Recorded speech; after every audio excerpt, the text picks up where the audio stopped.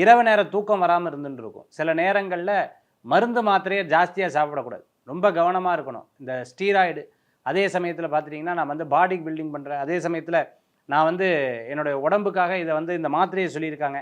அது ஸ்டீராய்டு இருக்கா இல்லையா, அதை பற்றி என்ன யூடியூப்பில் பார்த்தேன், அதில் பார்த்தேன், சோஷியல் மீடியாவில் பார்த்தேன்னு தெரியாத மருந்துகளை எடுத்து சாப்பிட்றதை தவிர்த்து கொள்வது நல்லது. எல்லாத்தையும் ஃபேஸில் போட்டுறக்கூடாது.